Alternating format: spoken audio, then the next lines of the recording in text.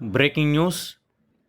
రాష్ట్ర ప్రభుత్వ ఉద్యోగులకు సంబంధించిన ప్రతి ఒక్క అప్డేట్స్ కోసం ఛానల్ ఇప్పుడు సబ్స్క్రైబ్ చేసుకొని పక్కనే ఉన్న గంట సింబల్ నొక్కి ఆల్ నోటిఫికేషన్ మీద ట్యాప్ చేయండి మరియు లైక్ చేయడం మాత్రం మర్చిపోకండి. ఇక వివరాలు చూసుకున్నట్లయితే ప్రస్తుతం ఉద్యోగులకు సంబంధించిన ప్రతి ఒక్క సమస్యపై కూడా దృష్టి పెట్టి వారి యొక్క సమస్యలన్నింటినీ కూడా నెరవేర్చాలని ఎన్నో సందర్భాల్లో ఉద్యోగ సంఘ నేతలంతా కూడా ప్రభుత్వానికి విన్నవించారు.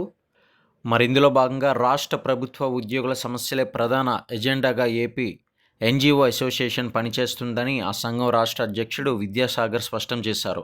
ఆదివారం విజయవాడలోని ఏపీ ఎన్జీఓ భవన్లో నిర్వహించిన పంచాయతీరాజ్ ఇంజనీరింగ్ ఉద్యోగుల రాష్ట్ర కార్యవర్గ సమావేశంలో ముఖ్య అతిథిగా ఆయన మాట్లాడడం జరిగింది. ఇందులో భాగంగా ఉద్యోగుల సమస్యలను ప్రభుత్వం దశలవారీగా పరిష్కరిస్తుంది. పీఆర్సీ, ఐఆర్, సరెండర్ లీవులు తదితర అంశాలపై త్వరలోనే సానుకూల ప్రకటన అయితే రావచ్చని కూడా తెలియజేశారు.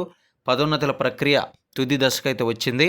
గత ప్రభుత్వం ఏదైతే బకాయి పడిన 21,000 కోట్లను ఇప్పుడు చెల్లించిన వేతన సవరణ కమిటీ విషయంలో కాలయాపన అయితే తగదు. ఇక ప్రభుత్వం రంగ సంస్థలు, గురుకుల పాఠశాలల పదవిరమణ వయస్సు 62 ఏళ్లకు పెంపు, సిపిఎస్ నుంచి ఓపీఎస్కు తీసుకువచ్చే అంశాలపై ఈ నెల 20వ తేదీన ఐకసా సమావేశం అయితే ఏర్పాటు చేస్తున్నామని ఈ యొక్క సందర్భంగా తెలిపారు. ఈ యొక్క కార్యక్రమంలో AP Panchayati Raj engineering ministerial association రాష్ట్ర అధ్యక్షుడు చూసుకున్నట్లయితే నవోదయ కార్యదర్శి చిన్నబాబు, శ్రీనివాసులు ఇలా తదితరులు అయితే పాల్గొన్నారు.